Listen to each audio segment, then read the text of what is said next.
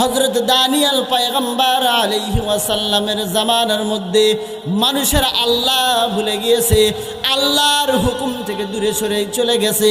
পয়গম্বর মানুষদেরকে ডাকতে থাকে, ওগো আমার সম্প্রদায়ের লোকেরা, তোমরা আমার দিকে ফিরে আসো, আমি রাসূলের কথা মানো, আল্লাহর বিধানের দিকে তোমরা ফিরে আসো, আল্লাহর হুকুম অনুযায়ী তোমাদের জীবনযাপন করো।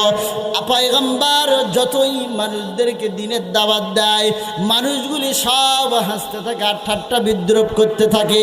পয়গম্বর কি বলেন, আমাদের ওপর নাকি গজব আসবে। গজব আসবে না, কারণ পর্যাপ্ত পরিমাণ অর্থ আমাদের কাছে আছে, সৈন্য সামর্থ্য আমাদের কাছে আছে, পর্যাপ্ত শিক্ষা ব্যবস্থা আমাদের কাছে আছে, আল্লাহর গজব আমাদের উপর পড়বে না। বলেন নাউজুবিল্লাহ।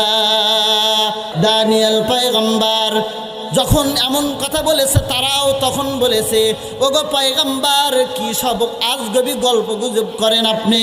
আমাদের কাছে পর্যাপ্ত শিক্ষা ব্যবস্থা আছে, অর্থের ব্যবস্থা আছে, সৈন্য সামর্থ্য আছে, আর আমাদের উপর কোনো গজব আসতে পারে না। তো এমন দাওয়াত যখন দিতেছিল, পয়গম্বর এক সময় তার উম্মতদের ওপর রাগান্বিত হয়ে, মনক্ষুণ্ণ হয়ে আল্লাহর কাছে দোয়া করলেন, আল্লাহ, আমার উম্মতদেরকে তুমি শিক্ষার ব্যবস্থা করিয়ে দাও, শিক্ষার কোনো ব্যবস্থা করে দাও।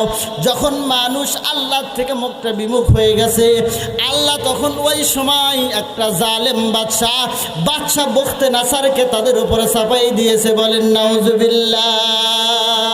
মানুষ যখন আল্লাহ থেকে বিমুখ হয়ে গেছে, একটা মানে জালেম বাদশাকে আল্লাহ তাদের উপর চাপাই দিয়েছে। এটা আসলেই নিয়ম। মানুষ যখন আল্লাহর স্মরণ থেকে উদাসীন হয়ে যায়, তখন ওই সমাজের ওপর, ওই দেশের ওপর আল্লাহ তখন জালেম বাদশা চাপাই দেয়। হুজুর ঠিক কিনা বলেন, তাই না?